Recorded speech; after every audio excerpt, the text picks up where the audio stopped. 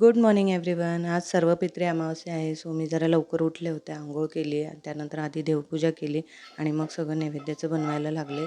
त्याच्यात भेंडी, गवारी भाजी, कढी, वडी, बटाट्याची भाजी, वालघेवडा आणि पुरणपोळीचा नैवेद्य, भात, आमटी असे सगळे बरेच प्रकार होते. डाळवडे होते, ते पण बनवून घेतले मी पटापट सगळं. आणि त्यानंतर मग 6:15 वाजता गुरुजी आले सकाळचे पहाटे आणि मग त्यांनी पूजन वगैरे चालू केलं. त्यांच्या पूजेचं सगळं साहित्य मी आधीच वेगळं काढून ठेवलं होतं.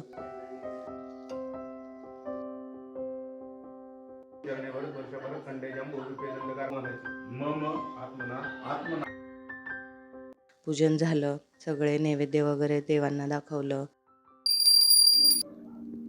त्यानंतर एक जोडपं जेवायला घालायचं असतं, त्यांचं पायपूजन वगैरे करून त्यांचं पण झालं, ते जेवले. त्यानंतर आम्ही पण जेवलो. आजच्या व्लॉगमध्ये एवढंच. भेटते नेक्स्ट व्हिडिओमध्ये. तोपर्यंत टेक केअर. बाय.